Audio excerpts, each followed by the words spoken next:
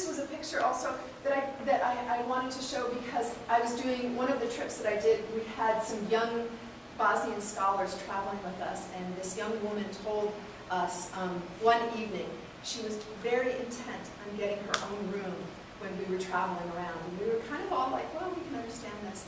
Well, it turned out she told us her life and why she tried to stay in Sarajevo for as long as she did was because she had elderly parents and she was the only daughter in the family. And she said, you know, most people my age, during the conflict or even when the conflict started, they had any money, they got out of there really quickly. They went to Germany, they went to London. She said, I stayed because I didn't want my mom to have to go and get the water. Or I didn't want my dad to have to do that. I had to take care of them. And she said that during the conflict, that's what her job was, to go and get water for the family. But her story, or part of her story, was telling how later she was in a UN camp.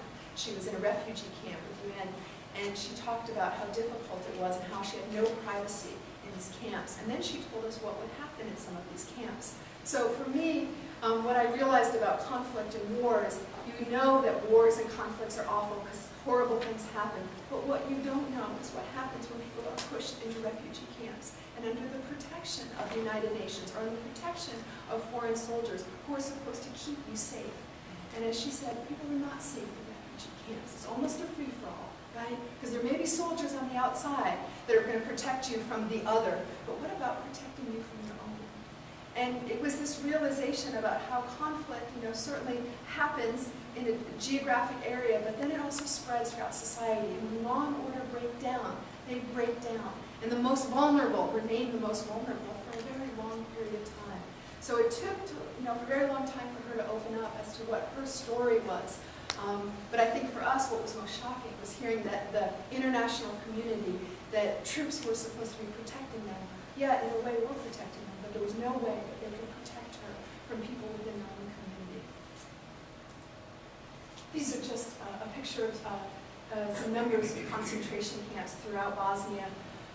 Srebrenica is right here, right along the Serbian border, and that's where the massacre took place. That was a UN safe haven. And as you can see, the concentration camps are mostly located along the Croatian and the Serbian kind of areas close to Serbia and Croatia. There were also Croatian concentration camps where they put Serbs and some Muslims, but I don't remember how many Croatian concentration camps or camps there were that were controlled by the Croats, more by the Serbians.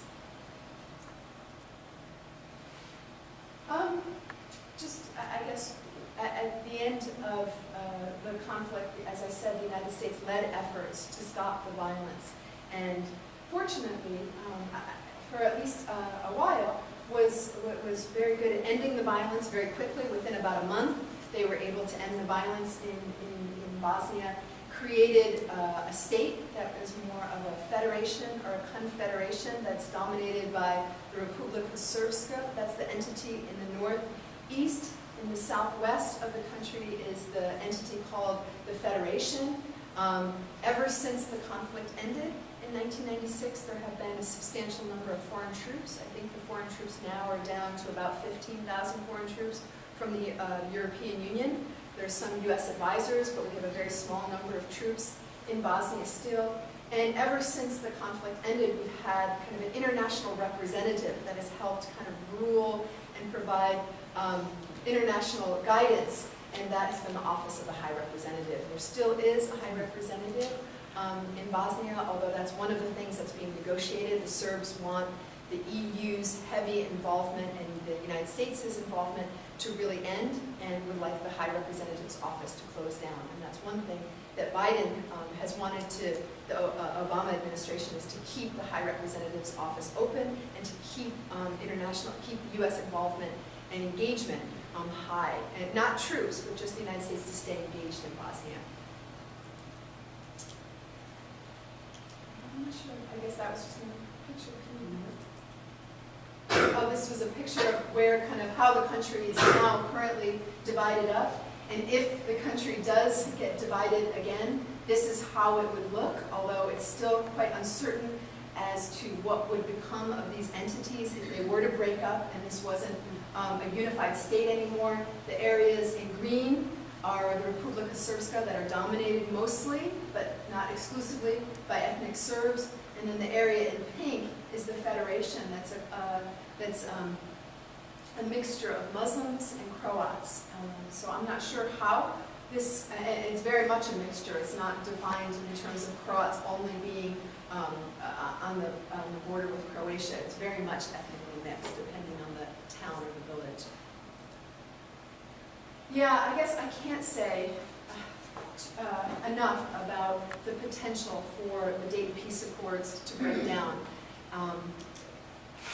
And also how concerned I am that Bosnia may break up not only into 2 countries, but maybe 3. There is also a potential for violence. I'm not sure how great. Right now, there is a unified Bosnian army, but from what I heard even this week, they are dividing up, and the ethnic groups are dividing within the army. So people who are under a Croat general are only willing to work under a Croat general. There's a Serb general that's dominating or controlling the Serbs who are in the military, and a Muslim. And they're really, just the last couple of weeks and months, there's a real division that we're seeing. One of the great success stories of international involvement in Bosnia was that the international community, under NATO supervision, NATO leadership, had gotten the Bosnians to come together and create this unified Bosnian army. And what we've seen in the last couple of weeks and months is this, unified and somewhat integrated army coming apart.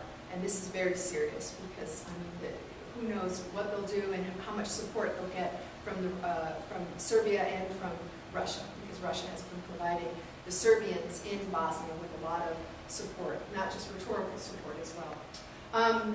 And these days, the international community, meaning the United States and European Union, are trying to discuss what roles they should play and who should be doing what.